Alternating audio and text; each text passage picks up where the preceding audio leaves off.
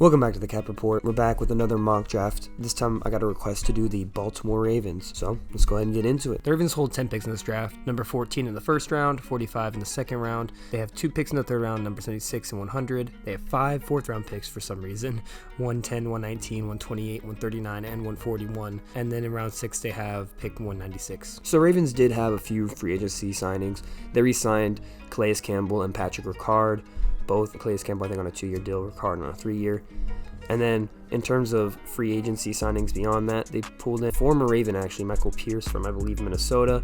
D-tackle on a 3-year deal, kind of shores up that position a little bit. They brought in safety Marcus Williams from New Orleans on a 5-year deal. It was a big contract, I believe. And then they brought in tackle Morgan Moses from Washington, I believe, a 3-year deal as well, and he'll slot into right tackle for them. So all in all, they're pretty solid free agency signings for them. You can't really complain about it too much for what their cap was. Now, the Ravens did lose quite a few guys to free agency. Receiver Sammy Watkins. In the DB room, safety Deshaun Elliott, corner Chris Westry, and corner Anthony Everett. They also lost linebacker Chris Board, nose tackle Justin Ellis, quarterback Josh Johnson, safety Bradley Bozeman, tight end Eric Thomason. So they did lose quite a bit of guys. Gives them, once again, potential to kind of build some depth because these aren't all guys who are going to be playing. We're playing massive roles on the team. Now, this is the way the board fell for me. Jacksonville took edge Trayvon Walker at 1. Detroit took edge Kayvon Thibodeau at 2. Houston took corner Sauce Gardner at 3.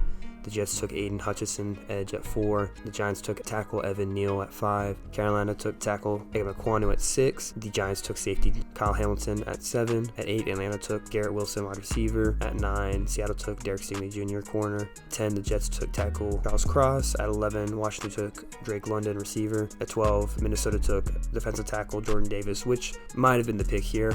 So that makes it maybe a little bit interesting as to who to go for at pick 14. So at pick 14, I think it really depends how the board falls as to who the Ravens look at here. The options available right now for us are edge Jermaine Johnson, wide receiver Jameson Williams, quarterback Malik Willis, quarterback Desmond Ridder, tackle Trevor Penning, defensive tackle Devontae Wyatt, corner Trent McDuffie, quarterback Kenny Pickett, wide receiver Chris Olave, and safety Daxton Hill. I honestly feel like this is a trade down spot, but this is once again a hard draft to trade down in. Also, I'm not going to do trades for this anyway. I'm looking at Jermaine Johnson, Devontae Wyatt, and Trent McDuffie here. I really like McDuffie, and if I could trade back here, I'd likely make that move and then pick Duffy later. I think that he'll be available in the 20s. I think that he can make it.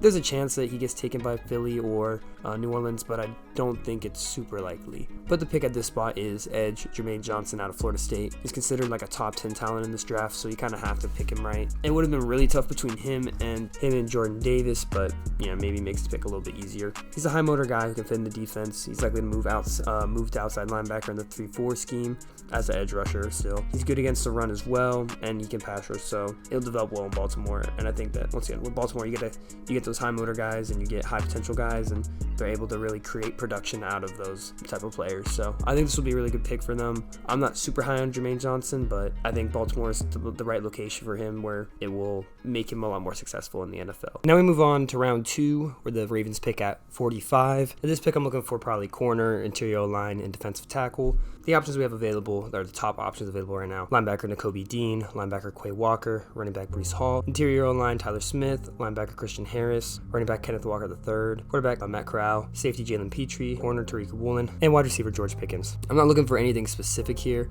Travis Jones would have been nice, but he went the pick right before us, but it would have been a sure pick anyway. Tyler Smith is an option here as well, but he'd be more of a developmental project. Played tackle in college, but will likely move to guard in the NFL. I don't think he's the best fit for this team. For me, it's between Tariq Woolen and Roger McCreary. Woolen's a corner who transitioned to corner about 2 years ago from wideout. He's great measurables and a high ceiling, but will need some time to develop. Roger McCreary's measurables are slightly below ideal, but he has great technique and can play in press man or zone. He can also play out the boundary or in the slot, providing teams with a lot of options here. For me, the pick is Roger McCreary out of Auburn. He's just able to make an impact right away, I think, for the Ravens. He gives you a lot of options as to where you can play him. I think it's a really good pick here. Now we move to the third round. The Ravens pick at 76. At this pick, I'm looking for probably interior line or defensive tackle. The options available here are tight end Isaiah Likely, interior line Darian Kennard, edge Cameron Thomas, wide receiver Khalil Shakir, interior line Cole Strange, edge Sam Williams, interior line Ed Ingram, offensive tackle Abraham Lucas, tight end Greg Dulcich, tight end Jeremy Ruckert. There are a couple of interior line guys here that I'm looking at. I'm a little worried about Abraham Lucas's size, so I'm going to knock him out of the discussion, even though he's O tackle. Darian Kennard is a good prospect, but I feel he doesn't fit the scheme as well as the the other two for me. It's really close between Cole Strange and Ed Ingram here. Both have flexibility as to where they can play on the line, but both project as guards. Cole Strange is more a true scheme fit, whereas Ingram is able to move between schemes. Ultimately, for me, the pick is interior line, Ed Ingram out of LSU. There's a few reasons I picked Ingram over Strange. I think, once again, he's more flexible in providing reps at tackle if needed, which is just more of a need for the Ravens. He has more experience against higher competition and can make more of an impact earlier into his career. Strange will take a little more time to develop, and with the Ravens, like, at least for their top couple picks, I'm kind of trying to ignore developmental guys. Like, Woolen would have been a great pick at 2, but he's going to take more time to develop. I think the Ravens are more of a fit where you're going to want a guy to come in and be impactful now because they're going to be playing at the top of the league, at the top of the division. Ideally, they're going to need guys who can come in and make an impact. Not necessarily have to start right away, but make impacts to help them late in the year. Because, once again, this is a team that's going to be looking for the playoffs. We move on to our second, third round pick.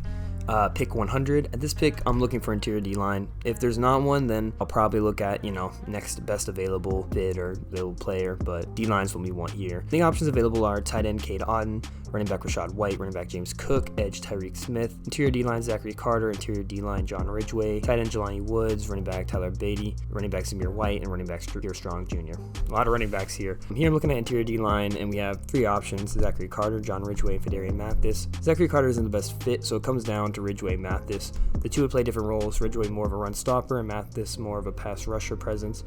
Really, it's just who you like more, who's your choice here. I don't think there's one guy who's much better than the other. So for me, the pick is interior D-line, John Ridgway out of Arkansas. So now we move to the 4th round. I think we've really covered most of the needs for this team. We have 5 4th-round picks, so at this point, it's going to be looking at best player available, or even I'm willing to reach if it's guys that I like who will fit, or I just, think are interesting picks. I think the Ravens have such a good roster that they can really kind of do whatever they want here at this point in the draft. This is pick 110, by the way. The options available here are interior D-line, Zachary Carter, running back Tyler Beatty, running back Zamir White, running back Pierre Strong Jr., running back Brian Robinson Jr., interior D-line Fedarian Mathis, edge Michael Clemens, tackle Braxton Jones, linebacker JoJo Doman, and corner Marcus Jones. Braxton Jones could be an interesting developmental pick here. I'm not looking for anything in particular at this point, but also why decide between 2 interior D linemen with different skills when you can pick both? We were deciding between, in the last pick, John Ridgway and Fedarian Mathis, but Fedarian Mathis is still here, so why not just pick him, which is going to be the pick. Interior D-line, Fedarian Mathis out of Alabama. This way, it adds more rotation to your D-line. Fedarian Mathis provides a pass rush presence. He can also take snaps at the end in the 3-4, so it gives you more options, more looks, all that kind of stuff. Move on to round 4, pick 119. At this pick, I'm still looking best available in scheme fits. A lot of the options available are the same: running back Zamir White, running back Pierre Strong Jr., running back Brian Robinson Jr., edge Michael Clemens, linebacker JoJo Doman, linebacker Kyron Williams, linebacker Jack Sanborn, edge Myjai Sanders, tackle Luke Goedecke, and tackle Dare Rosenthal. I was looking at corner Kalen Barnes here, but I don't think the scheme-wise will completely fit. I'm somewhat interested in taking Brian Robinson Jr., actually. Just given what happened to the running back room last year for this team, he would fit the offense. He's a good pass protector, and the backup Gus Edwards only has a year left on his contract. This might be actually a little out of left field, but the pick's actually going to be tight end Chigozie Okonkwo. This is a bit of a luxury pick. The Ravens are good on tight ends and fullback, which Okonkwo feels like he could play. But I'm mainly picking this pick just because I really like this player and the team fit. I feel like the Ravens have picks to burn at this point, and he's more of a developmental guy. Develop him, and as I said, you can even move him, play him at fullback if you need, put him in the back. But yeah, he's a really explosive athlete, impactful blocker, and I just think that this is a good team for him. Maybe he's really this is probably a reach. He's probably a little bit of a later pick than this, but as we said, what else are we going to pick here? We continue our everlasting 4th round at pick 128. Same thing, looking at best available, scheme fits, all that kind of stuff. The best options available here: linebacker JoJo Doman, running back Kyron Williams, linebacker Jack Sanborn, tackle Dare Rosenthal, interior D-line Matthew Butler, safety Damari Mathis, corner Martin Emerson, quarterback Carson Strong, running back Damian Pierce, and tackle Cordell Volson. I might have played myself a little, actually, because I did want to get Brian Robinson Jr. at this pick, but he was taking 2 picks before this. I also was thinking about taking tackle Rasheed Walker, who just got taken before this pick. I'm not a huge fan of a lot that's on the board right now, so I'm going to go with a slightly riskier pick again. The pick here is going to be linebacker Damone Clark, LSU. This is another pick that's more just taking advantage of all the picks the Ravens have. It gives me an opportunity to take risks like these. He's a high character guy who got to wear 18 at LSU, which is a big deal. He has a lot of intangibles and physical traits, but he definitely needs to be coached up a little bit. The big downside with him is that he won't be able to play this year as he's going through a spinal surgery, or he went through spinal surgery in March. I'm not a doctor, so I don't know exactly how his health is, how he's projected to be. This is a spinal surgery, so it is concerning. concerning, but I think that this is a guy who's like a second round talent otherwise, and he's gonna, he's falling big because of it. So we've got picks. Why not, take the risk? And this would also reunite him with former teammate Patrick Queen. Even if he doesn't necessarily pan out amazingly, he can still provide depth for the team. We move on to round 4, pick 139. The options available here: linebacker Jack Sanborn, tackle Dare Rosenthal, safety Jamari Mathis, quarterback Carson Strong, running back Damian Pierce, tackle Cordell Volson, edge Dominic Robinson, linebacker Jesse Luketa, running back Ty Chandler, and quarterback Cole Kelly. All these picks are so close. They have me reaching a little on players I want. I honestly wouldn't mind trading back 1 or 2 of these 4th round picks if I was doing trades. Pick's going to be tackle Dare Rosenthal out of Kentucky. We're just going to go with the best player on the board right now. That's also a position of semi-need. Rosenthal can take some time to develop as a tackle prospect. We go a whole 2 picks later to pick 141, so I'm not going to reread the players available. The only new ones are running back Hassan Haskins and edge Kingsley Enagbari. At this point, we're just building depth. I probably could look the corner here. I was also looking at maybe receiver Justin Ross to just build a little more receiver depth. The pick's going to be Jalen Armour Davis out of Alabama. I decided to go corner depth here as it looked a little worse than the wide receiver depth. Davis only was able to start 1 season at Alabama and will need some time to develop, but he's prototypical traits and size and can develop into a starting level talent. We move to the final pick, round 6, pick 196. The options available here are receiver Bo Melton, receiver Samori Torre, receiver Reggie Robertson Jr., linebacker Micah McFadden, corner Mario Goodrich, safety Elijah Hicks, corner Demarion Williams, receiver Mike Harley, linebacker Mike Rose, safety Amari Carter. Actually, looking at this, it would have been interesting. I probably could have actually went Justin Ross in the last pick and took a Mario Goodrich here, but it's not a big deal. When you get to these later picks, there's a lot of stuff that can be kind of swapped around. I think it's going to be wide receiver Bo Melton. As a depth selection late in the draft, he's the best player available, and it just gives you, builds the wide receiver room a little bit. Kind of like the Falcons draft is a bit of a flyer on a late round. So here it is. The full 7th-round Ravens mock draft. We had Jermaine Johnson, edge out of Florida State, on our first pick at 14. Second pick at 45, we got Roger McCreary, corner out of Auburn. 76 in the 3rd round, we got Ed Ingram, interior line out of LSU. And also in the 3rd round, we got John Ridgway, interior D-line out of Arkansas. At 110 in the 4th round, we got Fidarian Mathis, interior D-line out of Alabama. At 119, we got Chigozium Okonkwo, tight end out of Maryland.